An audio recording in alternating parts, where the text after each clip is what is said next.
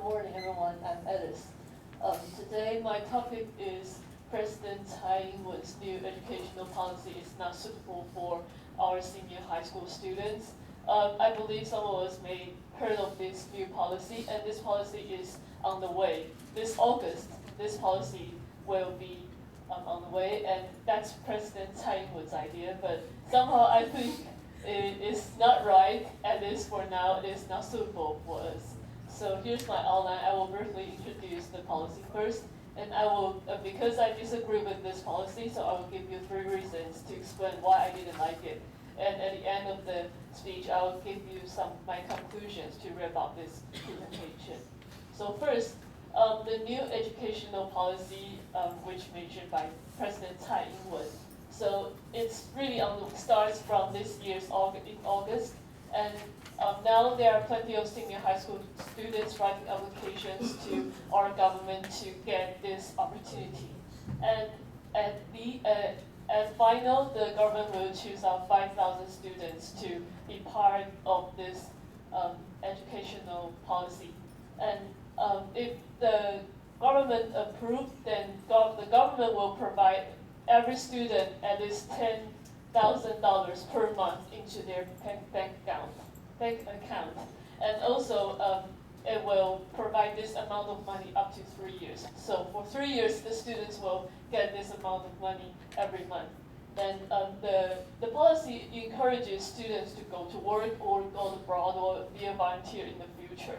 And President Tsai Ing-wen have this idea because she wants to encourage our senior high school students to have to explore their life before they went to university, or even they didn't want to go to university. That is fine.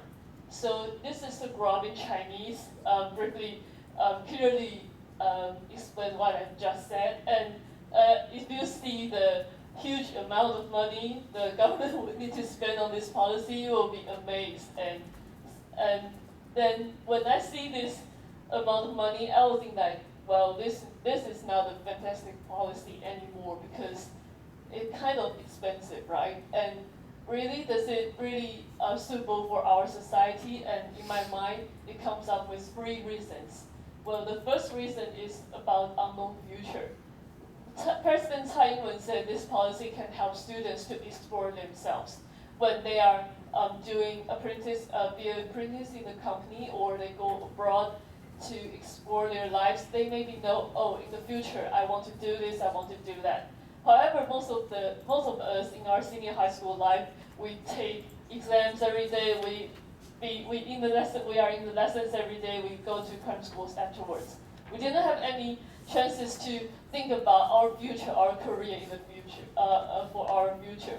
So I think it will be no differences if students chooses to be part of this policy or to be a university student. It doesn't make any differences, and that is the first reason that I think this policy is not suitable for our Taiwanese students. And the next reason is the lack of further training. There's a senior high school student's concerns about this policy because she says, what kind of job can I find with this senior high school diploma? Am I going to be an apprentice, or also am I just like the other part-time jobs in university students?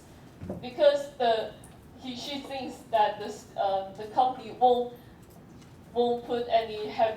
give her any heavy, very serious workload to the student because they are just only 18 years old.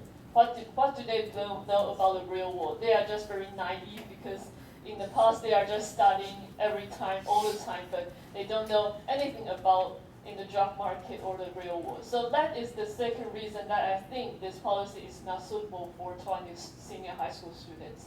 And the last point is as I mentioned in the previous slides, there's a huge amount of money for students so that they can be used in the future. They can either build up their own companies, or they can use this amount of money to go back to school in the future if they want to.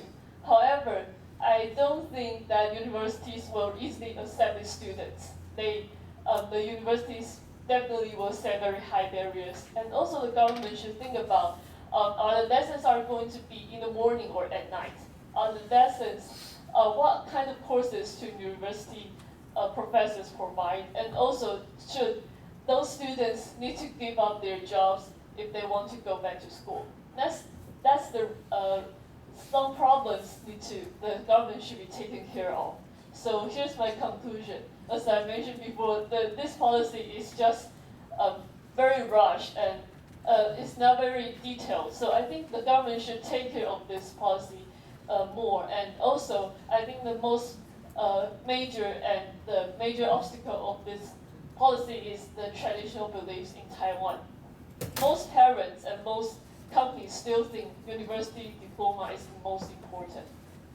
What kind of job a senior high school student, grade J senior high school student can actually get? Are they going to be a waiter or waitress, or can they really can their salary can really can they have a very decent life? I don't think it is a right way to that these students to have to be their 20s, because it's their most precious time that they are doing work. I think this is not right. So here are my references, and this is the end of my presentation. So thank you for listening.